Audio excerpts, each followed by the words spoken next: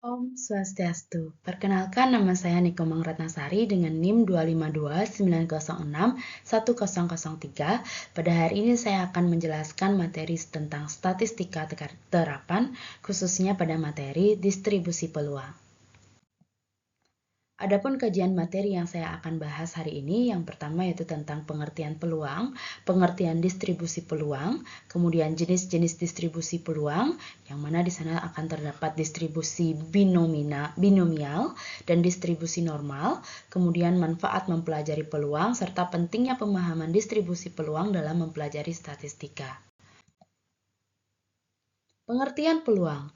Peluang atau probabilitas merupakan cabang dari ilmu matematika yang dipergunakan untuk mempelajari tentang kemungkinan suatu peristiwa terjadi, sehingga dalam hal ini ada unsur ketidakpastian.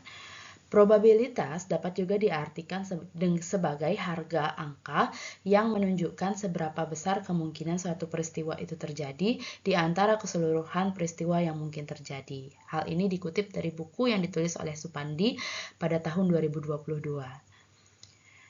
Dalam peluang, terdapat pendekatan klasik, itu berupa setiap kejadian memiliki kesempatan yang sama untuk muncul dan timbul, dirumuskan dengan peluang sama dengan M per N, yang mana M itu adalah banyaknya seluruh peristiwa yang muncul dari suatu percobaan, dan N adalah banyaknya kejadian atau peristiwa yang muncul. Kemudian, jika dilihat dari pendekatan frekuensi relatif, rangkaian peristiwa peluang mempunyai kesempatan yang sama juga untuk muncul dan atau terjadi, dirumuskan dengan limit M per N. Jika dikaji dari pendekatan subjektif, pendekatan peluang secara subjektif itu diukur berdasarkan keyakinan pribadi seseorang terhadap suatu peristiwa yang akan terjadi, atau personalistic probability. Istilah dalam peluang itu ada beberapa hal. Yang pertama itu ada eksperimen. Eksperimen itu adalah suatu proses untuk mendapatkan hasil observasi dari suatu atau beberapa fenomena. Kemudian ada ruang sampel. Ruang sampel itu merupakan himpunan dari seluruh hasil yang mungkin muncul dari suatu eksperimen yang dinotasikan dengan S besar atau sukses. Kemudian ada titik sampel, yang mana masing-masing anggota atau elemen dari ruang sampel. Kemudian ada kejadian yang dilambangkan dengan E besar, yang artinya kumpulan dari satu atau lebih hasil dari suatu eksperimen. Distribusi peluang.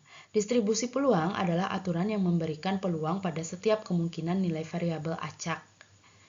Variabel acak atau random itu adalah variabel yang memiliki fungsi yang memetakan setiap hasil dari suatu percobaan acak ke dalam bilangan real. Variabel acak atau variabel random itu ada dua. Yang pertama variabel random discrete, yang mana suatu variabel random discrete X disebut sebagai variabel random discrete dan dikatakan memiliki distribusi discrete apabila banyak nilai-nilai yang mungkin dari X, yaitu jumlah anggota dari ruang hasil atau ruang sampel Rx berhingga atau tak berhingga namun dapat dihitung. Jadi datanya itu dapat berupa angka yang dapat dihitung. Contohnya jumlah mata dadu berupa 1, 2, 3, 4, 5, dan 6. Kemudian variabel random continue merupakan suatu variabel random X disebut sebagai variabel random continue dan dikatakan memiliki distribusi kontinu apabila seluruh nilai-nilai yang mungkin dari X, yaitu anggota dari ruang hasil Rx merupakan sebuah interval pada garis bilangan real. Contohnya, misalnya pada berat mahasiswa kurang dari 30 kg atau lebih dari 150 kg. Rx-nya sama dengan himpunan X 30, himpunan X dengan X lebih besar sama dengan 30 dan kurang dari sama dengan 150. Jenis-jenis distribusi peluang. Distribusi peluang ini terdiri dari distribusi peluang diskrit dan kontinu. Suatu bentuk distribusi peluang diskrit apabila variabel acaknya bersifat diskrit. Yang mana di sini ada 4 distribusi. Yang pertama distribusi uniform atau seragam. Apabila suatu variabel acak X mempunyai nilai X, 1, X2, X3, dan sampai XK dengan peluang yang sama, maka distribusi peluang seragam dapat dirumuskan sebagai berikut.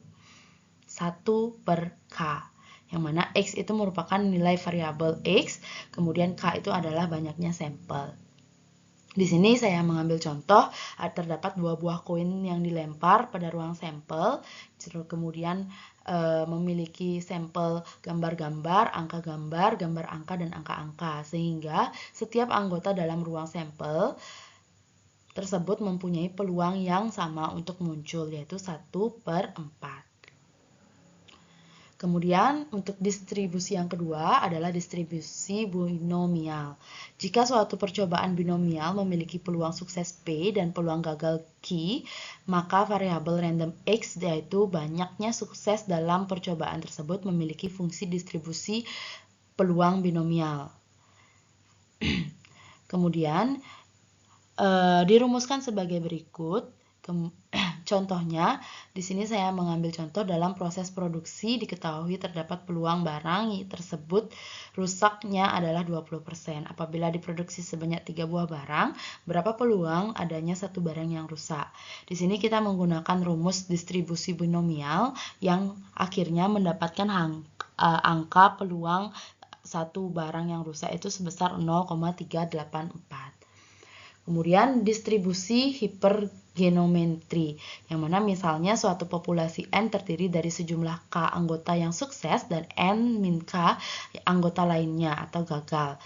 Selanjutnya diambil N unsur yang dipilih secara acak tanpa pengembalian dari populasi tersebut. Peluang terpilihnya sejumlah X dari anggota K dirumuskan sebagai berikut. Di sini contoh soalnya juga sudah saya cantumkan, yang mana X itu merupakan banyaknya ikan gurami, K-nya sebanyak 6, N besarnya sebanyak 10, dan N kecilnya sebanyak 3. Jadi di sini peluang kejadian yang terambil dari 2 ekor gurami dan 1 ekor ikan nila adalah 0,50. Kemudian distribusi Poisson. Apabila suatu variabel random X menyatakan rata-rata kedatangan pada suatu rentang waktu yang kecil, maka X dikatakan mengikuti distribusi Poisson dengan persamaan berikut. Yang mana X itu adalah kejadian sukses, E-nya itu adalah 2,7 sekian, dan P-nya merupakan rata-rata kejadian sukses.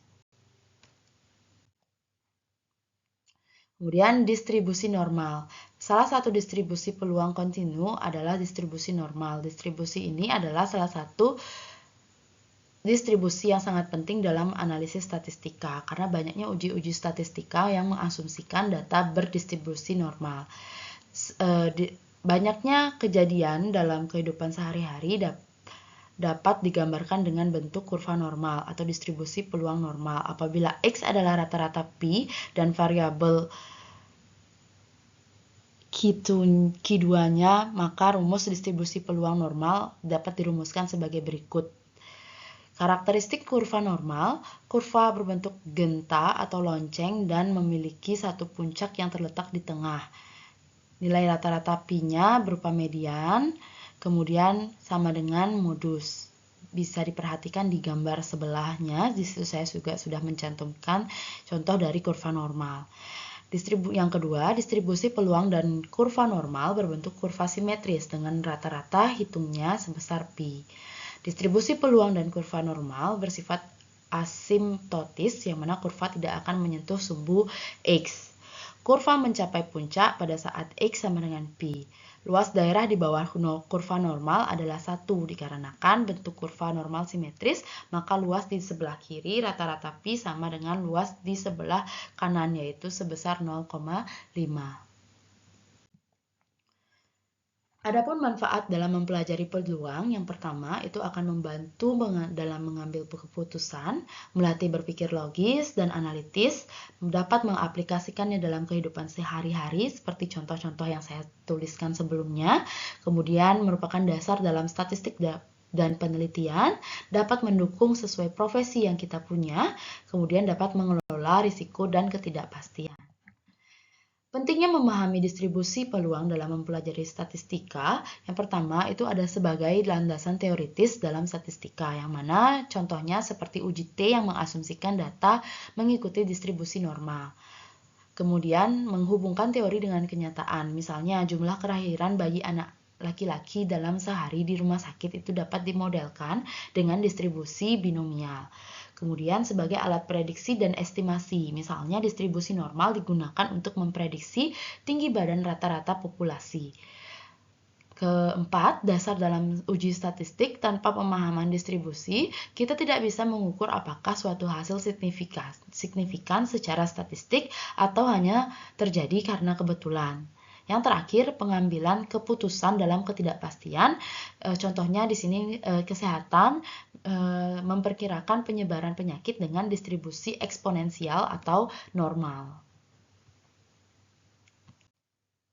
Sekian hal yang dapat saya sampaikan tentang distribusi peluang. Apabila ada kekurangan atau salah-salah kata, saya mohon maaf, mohon masukannya di kolom komentar ya.